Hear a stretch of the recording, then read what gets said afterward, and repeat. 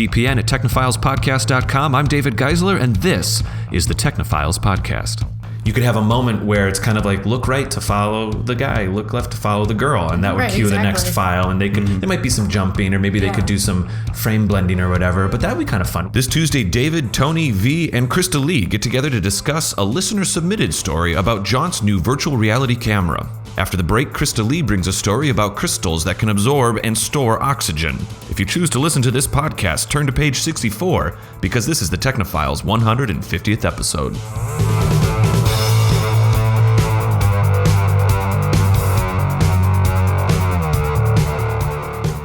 Hey everybody, how you doing? Welcome to the show. Tonight I am joined with the regular cast. This is the second, I don't know if our listeners actually know this, but this is now the kind of 7.5, season 7.5 episode right now. We are beginning the second half of season 7. Tony's smiling in an interesting way.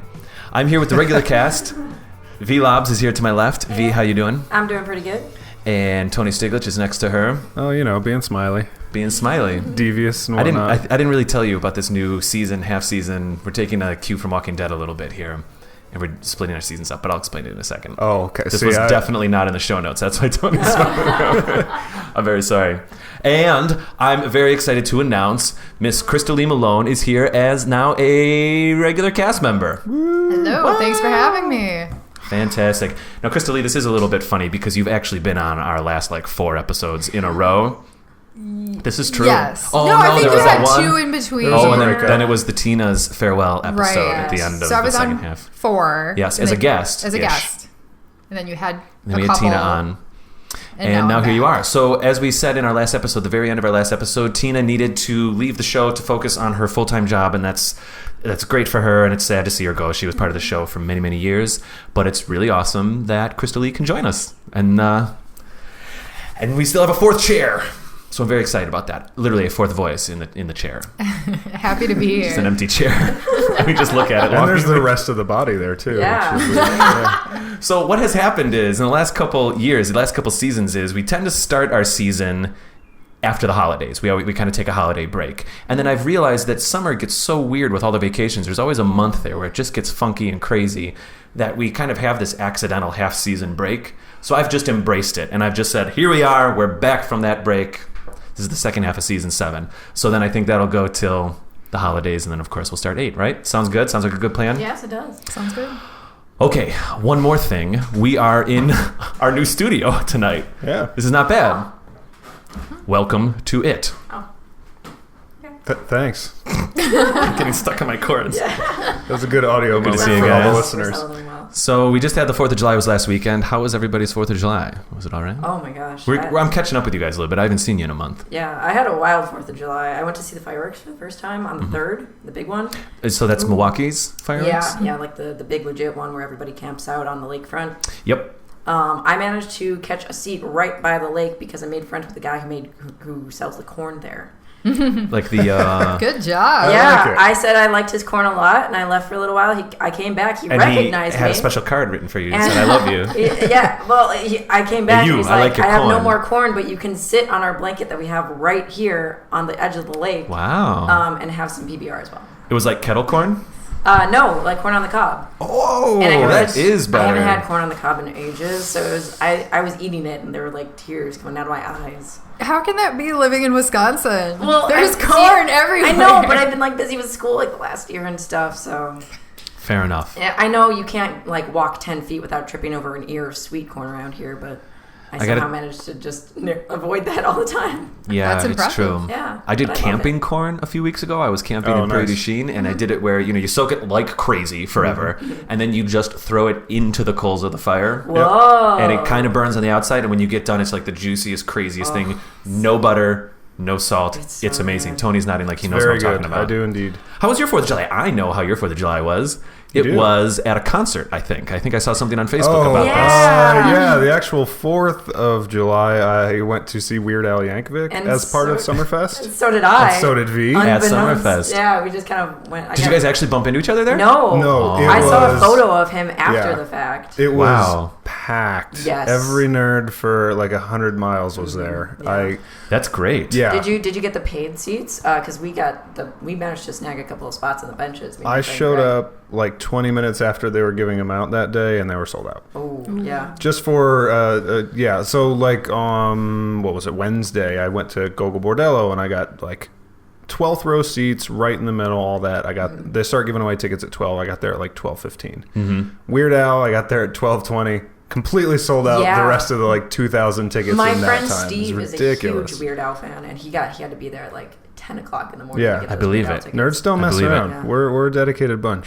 That's nuts. That's awesome. So, Crystal, I got to ask you too, and then we'll finally get to the topics we're talking about today. I don't have anything so exciting. Nothing I nuts? drove down to Illinois because my uncle insisted that where he lived, like where his physical house was, you could see the fireworks from their town really well. So I'm like, that's great, because I was just kind of feeling like I don't want to deal with crowds, right? Because normally I go to the July 3rd ones. This is they're like awesome. you can see the Chicago fireworks or just some other... No, another town. Town They're in like Illinois? an hour out of Chicago, so not Chicago. So we show up there. We have a little fire pit. It's all nice. And then all of a sudden, through the trees, I can see some fireworks. Okay. And I'm like... Is this what you're talking about? Yeah, that's what I'm thinking. I was like, I hope this is not what you were talking about. He's like, no, they haven't started yet. The ones that you'll see are above the tree line. Okay. Well... No, the was trees that. had grown in the 2 years since he's done this. So I drove an hour and a half to look at the trees. But it was okay. We had a fire pit. My aunt and uncle were there. We met a couple of their neighbors. So I mean, it was still a fun time, but I basically did not see any fireworks at all. Of course.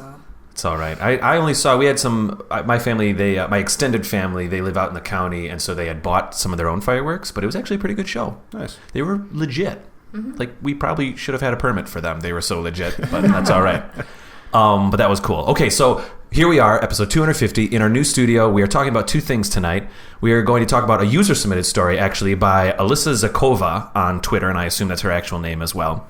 ALISAZYKOVA. She tweeted a story to us just the other day about Jaunt, which is a new virtual reality camera to shoot virtual reality films.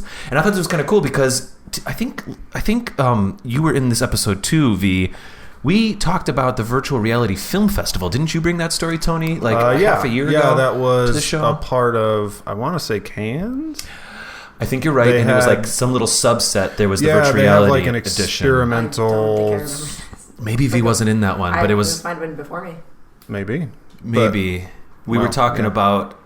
they're 360. Yeah, they weren't necessarily a virtual reality competition or exhibition or whatever, but it ended up like 9 out of the 11 projects or works or whatever ended up being virtual it's kind of becoming a real thing now. So up to this point, and we'll talk about it in more detail in a second, up to this point, people have had to get really creative with how you shoot in 360 degrees. There's a couple different ways to do it. None of them are super duper practical, at least as of a year ago. So we'll talk about that, and then we'll take a break and come back. And Crystal, since this is your first official episode, I thought we'd do a story that you submitted. And I caught this story too, so I'm really glad that you found it. It's about crystals that you can, I think, intake and absorb them, and they help you... this is not entirely correct, but they help you breathe oxygen when underwater. Yeah, so the article wasn't clear...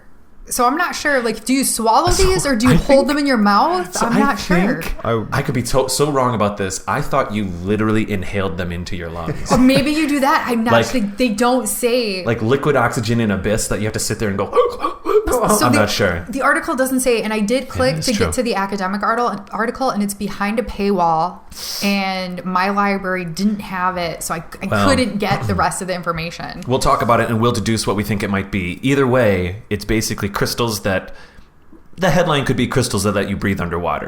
And there's some details to that. I'm kind of excited. It's a really hot night here in Milwaukee, and we've got the windows open in the studio, so there might be some birds chirping or cars driving by that are listeners here, but I think... It's who cares? ambiance. It's summer. You know, why nice not? Background. As long as there isn't like copious amounts of sirens or anything, I think I'm okay with it if you guys are. Okay. We're good. All right, let's get into it. Let's do it. So Jaunt. Let's see here. Pulling it up real quick. So Alyssa Zakova tweeted this to us, and Jaunt is a new Neo camera, though I honestly don't know what the Neo part means. A new Neo camera that gives VR filmmaking a boost is the headline of the story that she found that she sent to us on readwrite.com, actually. So from what I could collect, I took a look at the article, and it looks like Jaunt is a camera that has many lenses that go... Okay, so let's do this first. We all know, like, I think we all kind of know how, for example, like the Google car works that does Street View. Yep. It's a single lens that points up into a, almost, if you can imagine like a trombone or a trumpet horn shell. Yeah. Think of that as a mirror, but I guess pointing down, or the bell points up. I'm trying to describe this. Yeah. Some sort of, yeah. Like Sort of almost as an, like an reverse umbrella. dome. Convex, And the I guess. camera for these Google cars points up into the air, so you get a donut image, and then the computer undistorts that and turns it into a 360 wraparound. Nice. Yeah. That, a few years ago, or even a year ago, was probably the most practical way to shoot 360-degree photographs, or theoretically video if you really wanted to render every frame with this process that, like, for example, Street View uses. A year or two ago, we had on this show an article about, this was a long time ago, this was like 3 years ago, and this was really cool. And so I guess I'll tell you guys about it real quick. Yeah. I think it was Kyle Harvey back then, brought a story about a ball. It was a 360-degree camera, and by 360, not just a ring, but all angles. Okay. It was a ball with many lenses on it. You threw it up into the air. When the ball's accelerometer reached zero gravity or whatever, it took a picture. Oh. And then you'd catch it again. So, like, people who would go hiking on trails loved this thing. You know, people would go up to mountains. And the really kind of funny thing is when you would look at the photos, you usually had to use like some kind of QuickTime plugin to be able to zoom around. I'm sure these days you could access those files with like an Oculus Rift or something. But it's always funny because when you look down, you see someone with their hands up looking up, like trying to catch the ball. But that was one way of doing it. So that software, it wasn't a lot of megapixels back then. It was only like 3-4 megapixels at the time, and there was a lot of stitching that had to happen to put these things together. And it was only one frame, it wasn't video. So now it sounds like that style of technology, this is not the same company, but that style of technology has gone so far now that it can legitimately shoot films. To me, it looks like the Jaunt has maybe 8 cameras, maybe 12, all in a circle pointing different directions, and it appears to me a little bit more of a 360 ring, maybe not so much a sphere. Would you guys agree?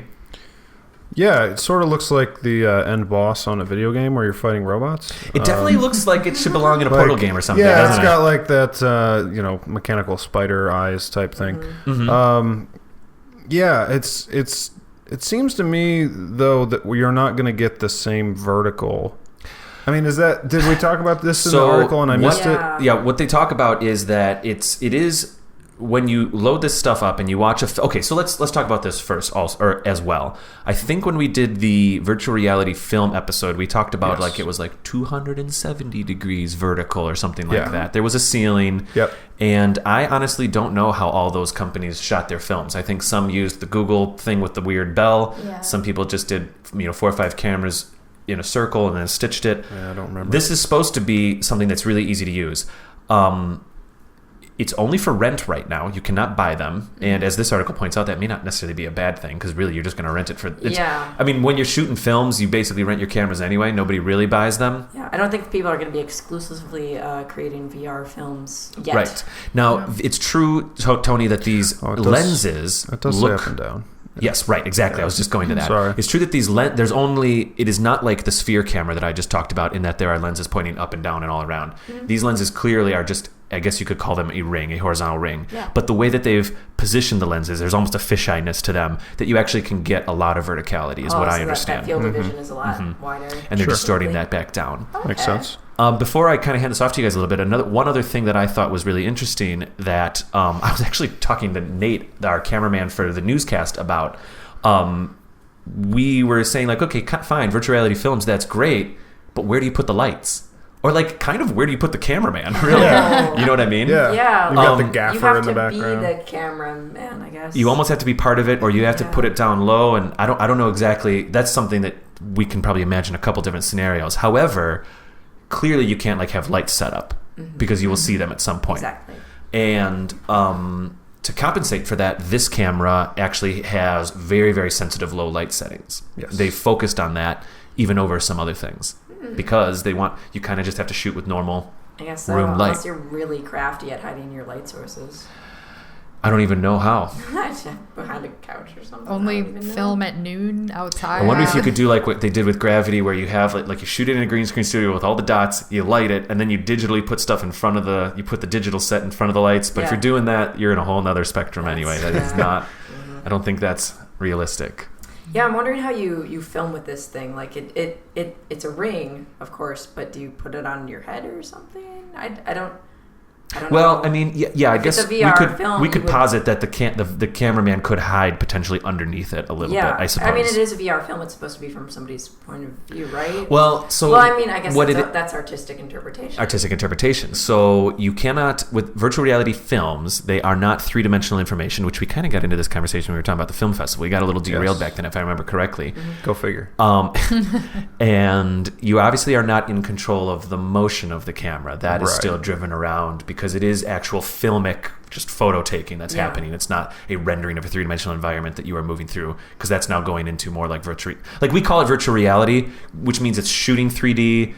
You're viewing it in 3D and you can look around. Yeah. But it's really, I mean, the parallels to like Street View aren't too far off. You know what I mean? It is like a big panoramic thing. Yes. Yeah. So what's also kind of fun about the blocking of those kinds of things is that since that person can look wherever they want, you kind of need your actors to help focus where you kind of want them to look, to focus on things. You know what I mean? So the ear doesn't get lost. It's similar to like level design in video games where you kind of want your people to go certain ways, so you steer them make a certain area brighter than other areas or something. Right. Or they have those. Now I brought this up and forgot it, but they have those. There's a long-running play in New York where you just sort of follow what characters you want. The play just happens all around the building. Really?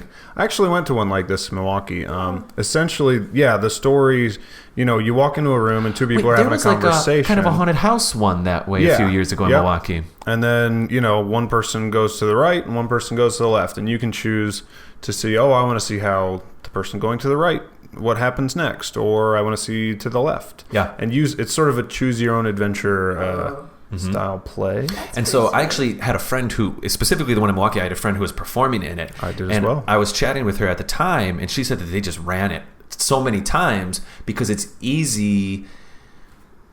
You might get off sequence a little bit. Like if you're playing off the audience a little and you are a few seconds behind what the other people need to be doing in other parts of the building, that's the thing about theater is there is supposed to be a little bit of play off the audience and the time you should come off the audience, but you also kind of have to like have that internal metronome or cadence going. Yep. So they just ran it hundreds of times, according to her. Wow. More so than even like rehearsing a normal play. Yeah. So when I read this, I actually assumed it was going to work, like Tony just said, in that you could go and follow. Well, yeah, because I was basing this off of, because it said that it could be viewed on Oculus Rift. Right. And so I was kind of imagining in my head the only experience I've had with Oculus Rift where it was totally open, or I guess not totally open, right? But for the world that was constructed, I could go in any direction that I wanted to go. I could interact with whatever I wanted to. There wasn't a direct storyline, right? Yeah. Of course, it's also doing a demo. But that's kind of in my head, I was picturing it like that. So it's like, here you have this movie.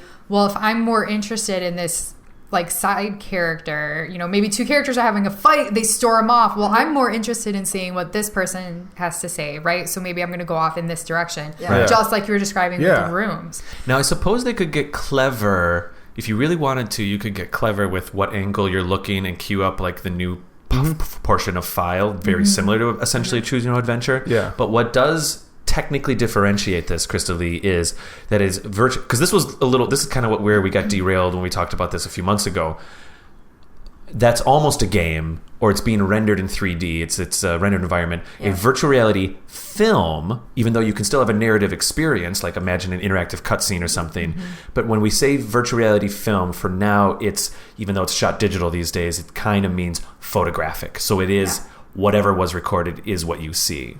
You see where I'm going with that? Yeah, you'd have to kind of navigate it the way that like you're on that ride were created, where it's all pre-recorded by live actors and stuff. It's not rendered.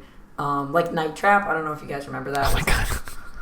No. Sorry. But it was like a Sega CD game where you were like this security detail and you had cameras in this house and you had to save these girls at a slumber party or something. As they ran around in their skimpies. And it was a little embarrassing. It was basically an excuse to watch little AVI files that were this big of girls running around in pajamas and then like guys burst through windows. Made a lot of 12-years a lot of 12-years really liked it. Like I remember going to a sleepover in like junior high or something and it was like, they got Night Trap. We got to play Night Trap. It was like almost equal to like trying to to descramble the bad channels or whatever.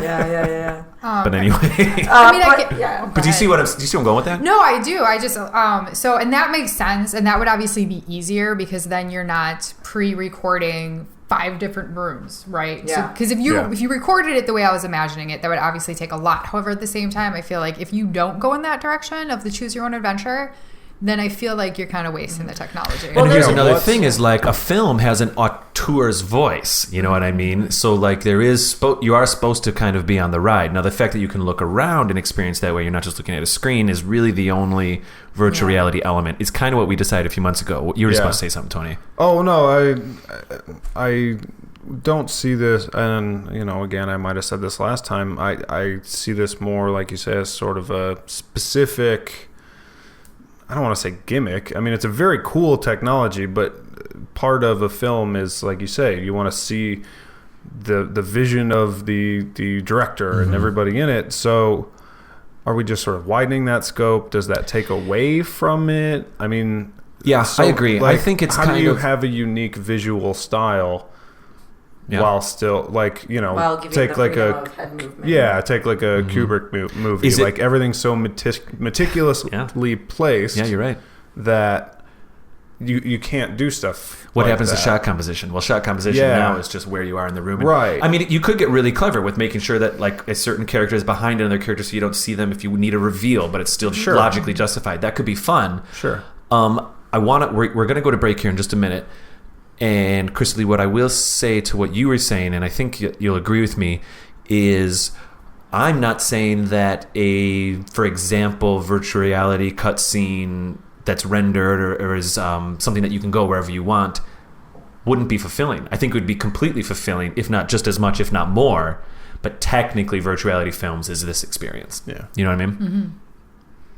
Because I think there's entire games. Eventually, eventually, it's not that much different than being in a first-person game where you're walking around talking to people, I suppose. But then they're all pre-scripted. That line between game and film and art is going to get so blurred with all this new technology. Yeah, I think it's okay. Yeah, I'm cool with it. I'm excited. That you could have fun with, like, okay, they jump into a car and they're driving. You might look in the back seat instead of out the front door. You guys remember playing, like, the very beginning of the game The Last of Us? And there's like an opening sequence there where the truck's driving away. And the first time I played, I was really torn. I was like, do I watch the zombies or do I watch where we're driving? Do I watch? And I actually went through it once or twice just so I could kind of check everything out. You know what I mean? And so maybe that's kind of some of the fun of these games would be that way. And that would also, No, go ahead. That would also add to the profitability of it, because if you do it like a choose your own adventure book, which by the way, I read every one I got my hands on when I was a kid, me too. which is probably why I'm pushing it this way. Yeah. But if you did that, think about it. I think more people would want to buy it, or they would go re-watch the movie if you like rented the Oculus somewhere. Okay, here we go. Because you could have a different experience every time. I mean, if you had that, I would go back and like pay I'm sure it'd be more than $10 by that point, right? But I'd be putting down my like 20 for several weekends in a row. People with cameras like John, if people can, or John's camera, the Neo camera, if people can start making these even easier with cameras like this, I think it's totally realistic. I just thought about something. Maybe from a user, a UI perspective, it's not unimaginable. I mean, it's conceivable that you could have a moment where it's kind of like look right to follow the guy, look left to follow the girl, and that would cue the next file. And they could there might be some jumping, or maybe they could do some frame blending or whatever. But that would be kind of fun, where you're consciously realizing, okay, I didn't just accidentally look this way and I cued that one. I'm choosing to go look at this person, that person. Literally choose your own adventure virtual reality films, I think would be a blast. Yeah. I want it. But is that a choose your own adventure game? I mean, isn't that just games? Now like, we're I don't know. getting into the realm of like, It's so what's great. a It's like film it's a little the uncanny like valley of storytelling. Yeah, how Exactly, much interaction can you have and still be a quote unquote film? Yes. And like you say, we're blurring the lines. Yeah. Iffy. And that actually reminds me of the game Never Alone, which I haven't finished yet, but it is very much in the, like, you have this little like side scrolling section, and then you get to a certain point and you load up this video, and it's an educational game, so this video is kind of like a documentary a bit. So we talked about it on Branching Dialogue, in fact. Oh, really? Yep. Oh, I must have missed that episode. Oh, it's all right. But yeah, I mean, that's kind of, I'm so... Maybe we'll do like a let's play of it or something, because I've played it now too, and it's very good. Yeah, I think I'm not sure how far along I am, because I don't know how long the game goes. Sure. But I'm a certain percentage through it. And yeah, it definitely has sometimes it's a game, sometimes it's a video type thing going on. Yeah, I think at the end of the day right now, film is something you don't necessarily interact with. You are a observer. You're not breaking that fourth wall. Yeah. I don't know. We got to go to break. Unless you're Deadpool. It's hard to wrap kind of conversations up like this because it does get big once we start figuring out that gray space. But that was awesome. Thank you very much, Alyssa Zykova. You can follow her on Twitter at ALISAZYKOVA. And if any of our listeners would like to tweet stories to us, we love to talk about them. And you can do that by tweeting us at TechnophilesPod. And we'll definitely try to talk about that. It's always fun when you get like a weird one thrown at you. And you're like, oh gosh, okay, we should talk about that. Yeah. So we're going to take a break and we're going to come back. And Crystal Lee, we're going to talk about your Aquaman crystals. Yeah. Sound good? Sounds good. All right, we'll see you guys in 30 seconds or so. Hi guys, David Geisler, host of the Technophiles podcast here. You know, we get to cover a lot of great topics on the podcast, but sometimes we want to talk about even more tech-related news. Fortunately, we found a way to do that. I'd like to tell you about another show that we do. It's called the Technophiles Newscast. It's a quick little show that comes out every Monday on YouTube and iTunes. You know, we actually have a really good time doing it. It's kind of become a little bit of a spin-off show from the Technophiles podcast. It's a lot like the podcast, but it's snack-sized. You can find us on YouTube or iTunes by simply searching Technophiles. We can't wait to see you on the Technophiles Newscast, and now back to the show. All right, we are back from the break. It is a balmy summer evening here at the studio right now in Milwaukee, but I'm kind of having fun. I'm really happy to see you guys again. I know I kind of said it earlier, but I got to be honest, I missed you. It's good to be back. So, get out of my brain. Oh. What's that? Get out of my brain, Charles. I was supposed to have the brain, but V apparently took it, so we share a brain. Yeah. Got it. That was the bad joke that I was going for there. Well, sorry. Hey, did you guys know that the River West 24-hour River West bike-a-thon thing goes right past our studio here? I did. It will be my fourth year doing participating? It. Yes. Okay, so we want to do a little TPN party here when it happens. It's in a few weeks. Okay. Maybe we'll even make a little video out of it. But if you're in it, that's even better. Yeah, I'm on the art bar. Then we can like cheer you along. I'm on the art bar team. Oh my god, the art bar River Rats. So we can hang out. We can hang out here and out front a little bit and drink a little and cheer. But I'm doing the 4 a.m. to 8 a.m. shift Saturday morning. No. Well, we'll just have to see. So you guys are going to have to get up a little truly early share to a cheer brain, me up. She won't let you down. Yeah, V. Yeah, all right. That's what it comes down to. Game on. I would recommend just staying up that late. It's a couple weeks from now, but I think it'd be fun. I think I've never actually gone to the event, and here it is now going right past us, and I'm very excited. Yeah, this is the first I've heard of it. It's a 24-hour bike festival, bike ride, and you tag team it and all that. And it gets kind of silly, and it's also kind of cool. Yeah. And we can talk about it more later. Okay. Crystal Lee, tell me about breathing underwater. All right. So I brought this story about these crystals that will essentially absorb oxygen, and then you can control it to release it to help you breathe. And the idea was you can be like Aquaman, right? It can take oxygen out of the water, and then a diver would not need a big, huge tank to go diving. So this came out of the, let me find it, University of Southern Denmark. And it says it can absorb and store oxygen at levels 160 times greater than air. And also, it doesn't necessarily have to be from water, right? So these don't work just in water. It could also be used in air. So then, of course, there's medical advantages to this as well, right? So like some people, if they have to be on oxygen, which can be especially bad while traveling with an oxygen tank. Yeah. Planes, airlines get very uppity about this. For good reason. Right. I'm not saying that. Yeah, it's dangerous. Oxygen tanks are kind of dangerous. Right. Yeah. So I understand. But it makes it very difficult, right? So this would be something that you could use instead of an oxygen tank on land or water to breathe. So to like purify the air, or just it just absorbs pure oxygen? So it itself it's not made of oxygen or anything, but somehow it extracts oxygen and soaks it up, quote unquote, and then you kind of can passively take it out, right? So, it's a little bit like an oxygen sponge, I think. Right. Yeah, so it works like hemoglobin. Right. So it's not filtering like you would have a filter in your house. It's more that because it only absorbs the oxygen, that's the only thing it has then to release. I see. One thing that they actually didn't talk about, but I immediately thought of because I've traveled to some very large polluted cities in Asia, was there's use for that there, I think. Just living there. I mean, I lived, for example, I spent about 2 years living literally just across the street, just one street from the main train station where all the subways, trains, buses, and cabs, this was their main hub. And so, you know, if I like scratched my skin just like from an itch, right? It would be black under my fingernails. And that's just coming from the air, right? Like I'm not dirty, I shower and everything, but just the air was leaving a black film on my skin.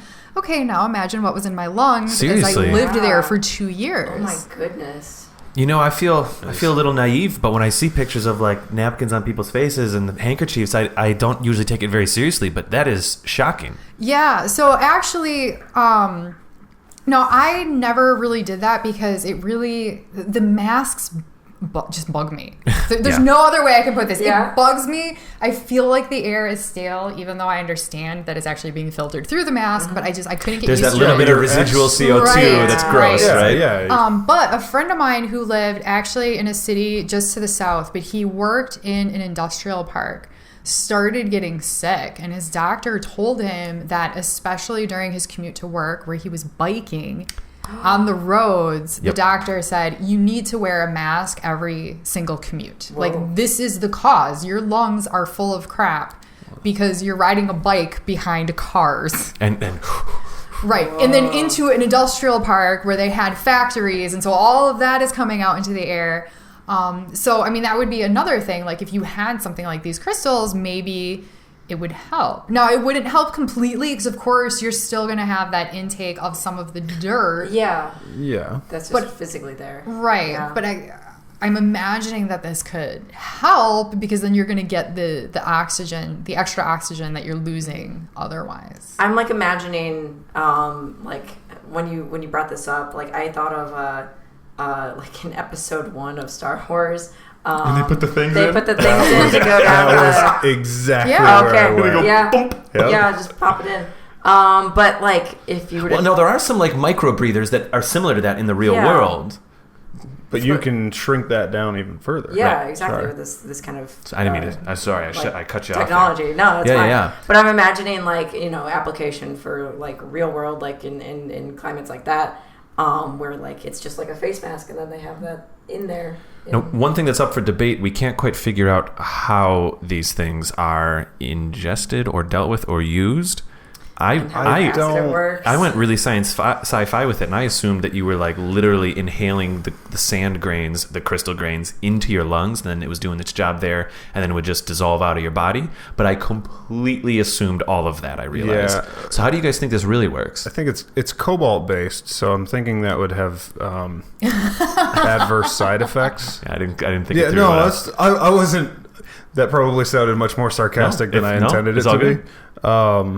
Yeah, I think it's going to be more along the lines of, you know, a tank, something. Yeah, something maybe you wear on your mouth. It could just be weird nose plugs or something. Yeah. Yep. Well, it says here that so 10 liters is able to suck all of the oxygen out of a room, and it binds the oxygen until environmental conditions such as heat or low pressure allow it to release the oxygen again. Low pressure. So going underwater. There is a change. More. Low is hot, if I remember correctly. Like there's. It's a weird but going into water, wouldn't the pressure increase? Yes. Maybe. So maybe you would have to create some sort of device in order to make it low. Oh, it's just relative to the thing. Yeah. So if you have it enclosed in something, say, okay, it's a bulb, and inside is this cobalt material. You have one channel out. Mm-hmm. When you're breathing in, it can shut that channel off.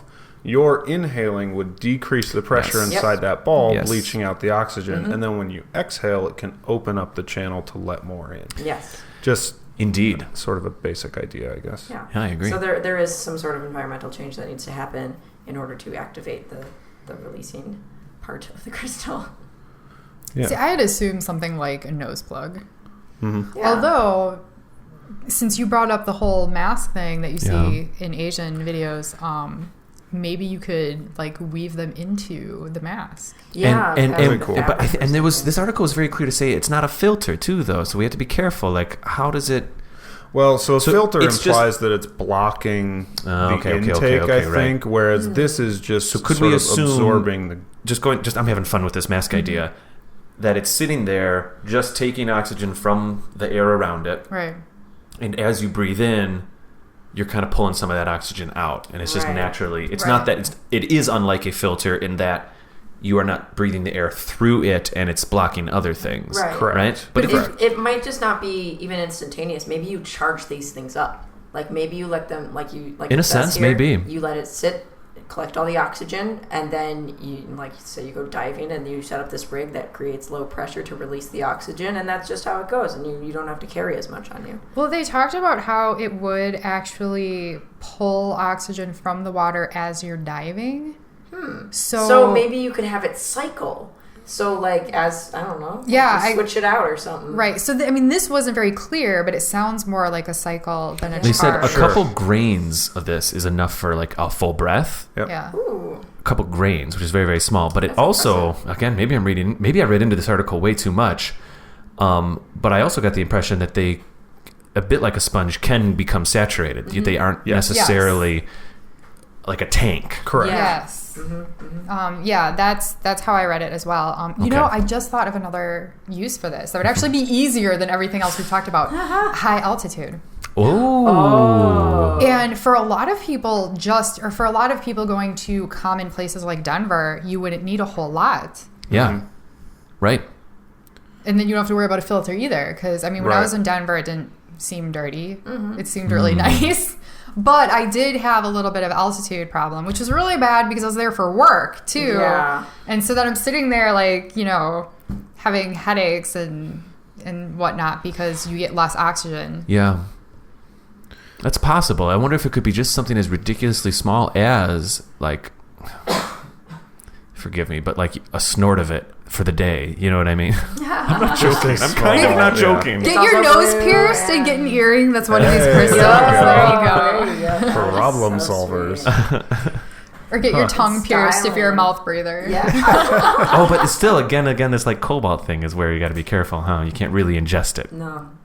I mean, yeah, it depends on what form it's in. I would probably as just with drink it. everything, but I'm I think thinking I just put it in my tea in the morning. generally Why don't you do that speaking, first? yeah. Tell us how it You works. know, I'm allergic to Splenda, so I just do the oxygen crystals. Yeah, There you sprinkle go. it on my bagel. It's like back in the pioneer days when they thought mercury was like a germ killer. Oh, yeah. Oh, just put it in everything. Put it in everything. Yeah. It kills stuff, including you. You know what really makes this wine taste good? Lead. Yeah. Yeah. Love it. And other good ideas. in the My. past. So let's see. How do we wrap this up? It could be used for divers. Crystal Lee, do you have any closing comments about it? Pardon me. Well, I hope that they sell this before I have to go to Denver next. That would be great. So get Or on Asia, it. right? Or Asia, Sure. yeah. Yeah. Or the ocean. So the swimming thing is what blows my mind a little bit because I still think to myself like, what? You're still breathing air in, like you're still going to take in a whole. Are you just doing little micro breaths? You see where I'm going with this? Okay, let's use Not the really. abyss when he breathes the liquid oxygen as as a basis of comparison here, and you have to like actually Let's breathe assume in we've the all liquid. seen the abyss real quick. What's that? I have not seen it. At the end of the abyss, apparently for super, super deep sea diving, so that your pressures, when it's really deep, divers can, and I understand this is a true thing, even though it happens in the movie The Abyss, you can create a system where you're breathing liquid oxygen or a concoction of Okay. liquid oxygen. Okay.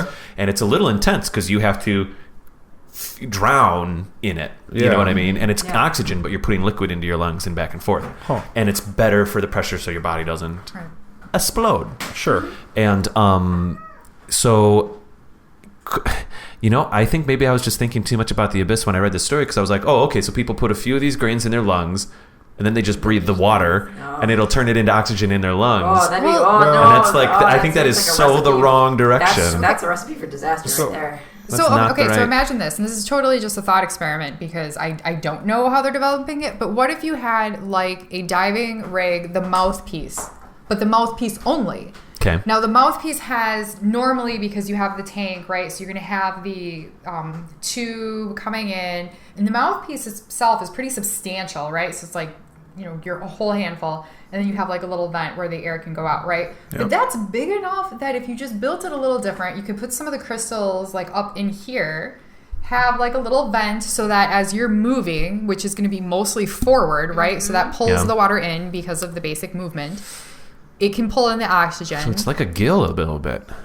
Yeah, I mean, basically, I'm talking about a mechanized gill, right? Yeah. You would have to have a filter so that the other water doesn't get pulled in. I guess what I'm getting caught up on, I'm with you on this. I'm with you, and if I may, real quick, what I'm getting caught up on is when I breathe in a certain amount of air into my lungs that I have taken a couple decades to learn that that's the amount of oxygen, like my body has learned that that's the amount.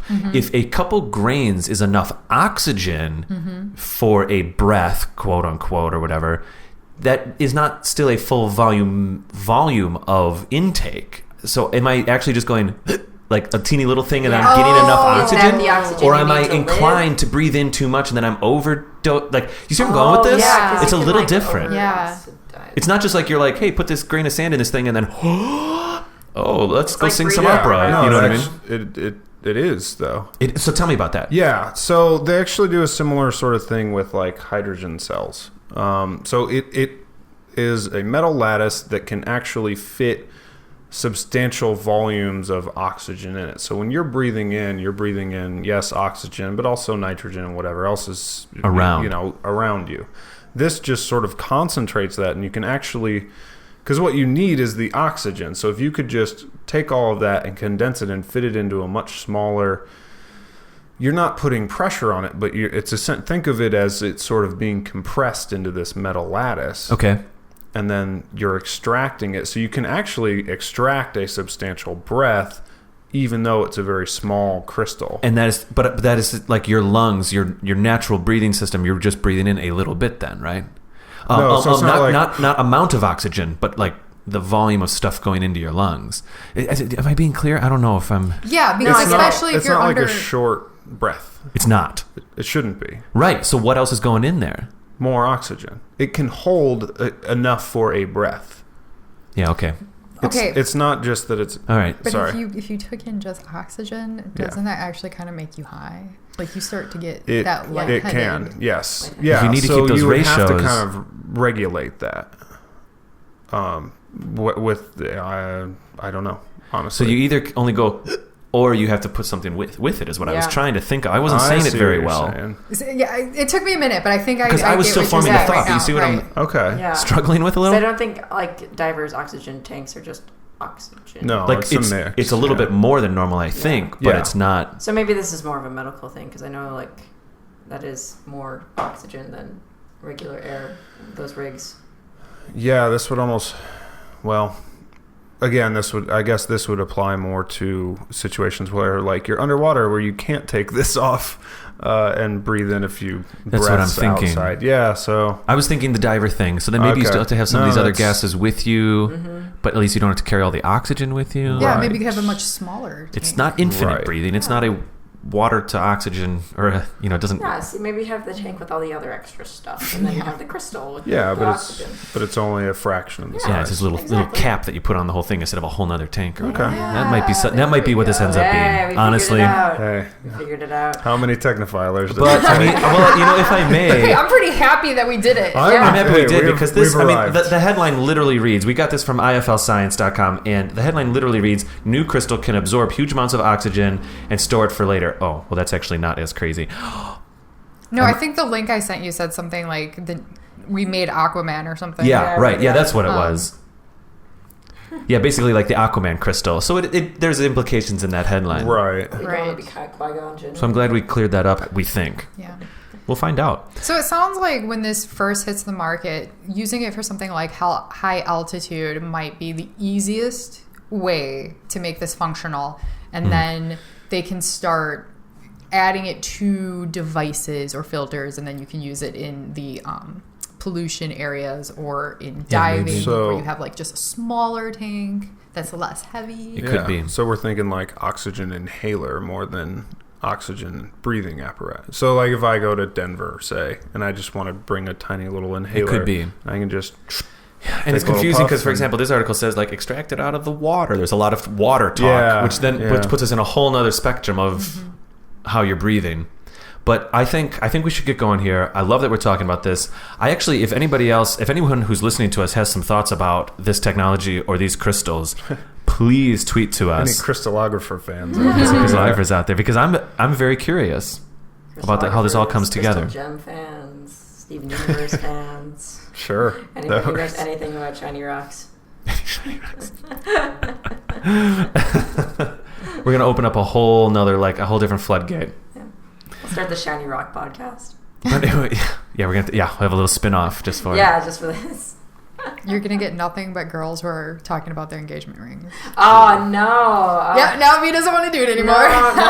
We get a lot of Sorry. actuallys on the newscast. We get comments that are sometimes like, well, actually, this data is this or this data is this, and sometimes they're right, and I love it. Like we're not trying to necessarily. Hey, I like being correct. Sometimes people get on there and they say, no, it's totally wrong because this, and so you go, well, I don't know, I still think we got it right. But then sometimes I'll see a comment on our YouTube page and it's like, and when it happens, I'm like, thanks, man, that's cool. Yeah. Well, hey, maybe someone who is behind the paywall for the full article, hint, hint, hint, they can send it to us. Talk to us.